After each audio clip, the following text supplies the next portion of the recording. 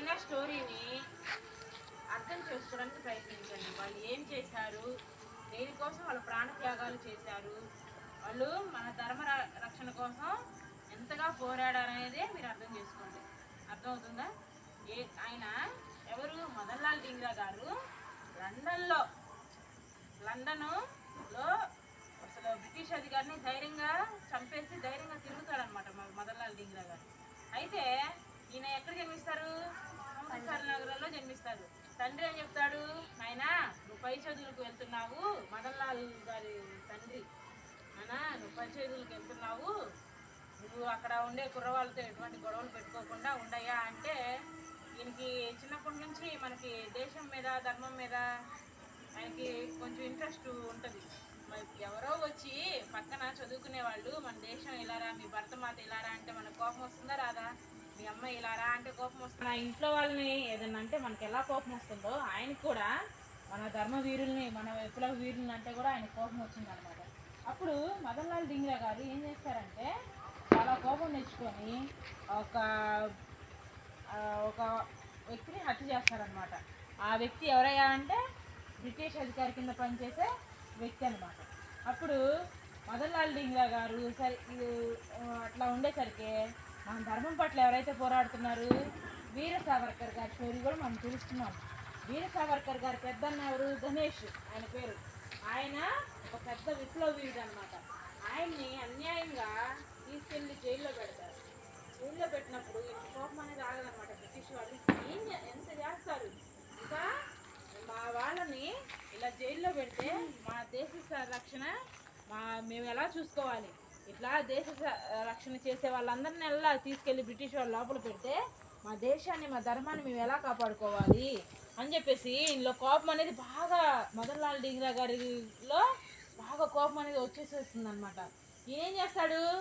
ఎవరైతే వీర సావర్కర్ గారి పెద్దన్న గణేష్ దామోదర్ సావర్కర్ గారిని ఎవరైతే బ్రిటిష్ అధికారి అరెస్ట్ చేస్తారో ఆ అధికారిని మదన్ లాల్ డింగ్రా గారు చంపేస్తారు.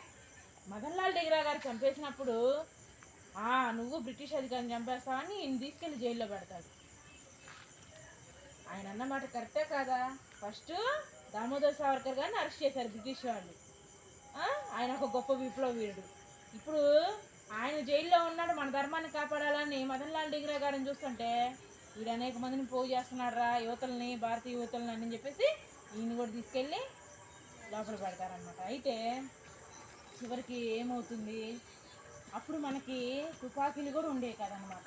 బ్రిటిష్ వాళ్ళు మనల్ని ఎలా షూట్ చేయడానికి వచ్చినా మనం అట్లా గమ్మున ఉండడం, పోరాడితే పోరాడగలుగుతాం, లేదంటే భారత్ మాతాకి జై, ఇంకా మళ్ళీ మళ్ళీ మేము ఇలా నీకు సేవ చేయడానికి జన్మిస్తూనే ఉండాలమ్మా అని దండం పెట్టుకొని ప్రాణాలు వదిలేసేయటమే. మనకి తుపాకీలకు కానీ ఆయుధాలకు కానీ మనకి బ్రిటిష్ ప్రభుత్వం అనేది అనుమతి ఇవ్వలేదన్నమాట. ఈయన కోర్టుకి అంటే జడ్జికి తన యొక్క మనసులో ఉన్నది ఉత్తరం రూపంలో రాసి కోర్టులో జడ్జికి ఇస్తారనమాట. అయ్యా, నేను బ్రిటిష్ అధికారిని చంపిన మాట వాస్తవమే, అది నా ప్రతీకార చర్య మాత్రమే. ప్రతీకార చర్య అంటే ఎవరికి తెలుస్తుంది? నువ్వు నన్ను కొట్టావు, మళ్ళీ నేను తిరిగి కొట్టాలి, అదే ప్రతీకార చర్య. అర్థమవుతుందా? నువ్వు నన్ను కొట్టావు, నేను తిరిగి కొట్టాలి అనేది ఆయన చెప్పారు. ఆయన వచ్చి మా యొక్క విప్లవీరులను అరెస్ట్ చేస్తూ ఉంటే నాకు కోపం ఆగలేదు. మాకు తుపాకీలకి ఆయుధాలకు అనుమతి లేదు, కానీ అనుమతి లేకపోయినా నేను ఆయన తుపాకీ తీసుకొని బ్రిటిష్ అధికారిని చంపిన మాట వాస్తవమే. మమ్మల్ని బానిసలుగా చూస్తున్నారు, మమ్మల్ని చిత్రహింసలు పెడుతున్నారు, అనేక ఇబ్బందులకు గురి చేస్తున్నారు, మా బాధలు ఎవరు చెప్పుకోవాలి? ఆయన్ని చంపానని చెప్పేసి వీరు నన్ను అరెస్ట్ చేసి నాకు ఇంత శిక్ష వేస్తున్నారు, దానికి నేను ఆనందంగా సంతోషంగా అనుభవిస్తాను, కానీ మా వాళ్ళని ఇలా చేస్తున్నారయ్యా, మాకు న్యాయం ఏంటి అన్నప్పుడు వాళ్ళు కూడా పట్టించుకోరన్నమాట. నేను ఒక హిందువుని, నా దైవానికి జరిగిన అవమానాన్ని నాకు జరిగిన అవమానంగా నేను భావిస్తున్నాను. నా భారతమాత ఎప్పటి వరకు స్వతంత్రురాలవ్వదో అప్పటి వరకు నేను భారతదేశంలోనే పుట్టాలి. నాకు నా భారతమాత సేవయే శ్రీరాముని సేవ, అలాగే శ్రీకృష్ణుని సేవ. అలాగే నా భరతమాత ఎప్పటి వరకు అయితే స్వతంత్రురాలు అవ్వదు అప్పటి వరకు నా ప్రాణాలు విడుస్తూనే ఉంటాను, మళ్ళీ పుడుతూనే ఉంటాను ఏదో ఒక రూపంలోనూ. ఎవరైనా కోరుకుంటారా అలా? మన అమ్మ నాన్న కోసమే మన ప్రాణాలు ఇవ్వనాన్న. అలాంటిది దేశమాత కోసం భరత భూమి స్వాతంత్రం పొందాలని మన దేశ నాయకులు ప్రాణాలు ఇస్తున్నారు. వాళ్ళ గురించి మీరు తెలుసుకుంటున్నప్పుడు మీరు కూడా మంచి బుద్ధిలో మంచి నడవడికలో నడవాలి. ఆయన చివరికి ఉరికంబాన్ని ఎక్కేటప్పుడు కూడా ఈ మాట అంటాడు, నేను నా మాతృభూమికి ఇంతకన్నా ఏమి ఇవ్వగలను, నా ప్రాణాలు ఇవ్వడమే అని చెప్పేసి ఇద్దరు పెట్టుకొని ఉరి పిలుచుకొని చచ్చిపోతాడు అనమాట ఆయన మదన్ లాల్ డింగ్రా గారు. ఆయన లాస్ట్గా ఏమంటాడు తెలుసా? వీర్ సావర్కర్ గారు జైల్లో కలుసుకొని అసలు నువ్వు ఎందుకు అలా చేసావు అంటే, నాకు కోపం ఉండబట్టలేదు, ఇలా మనం తగ్గి ఉంటే మన దేశాన్ని మనం ఎవరో కాపాడుకోవాలి.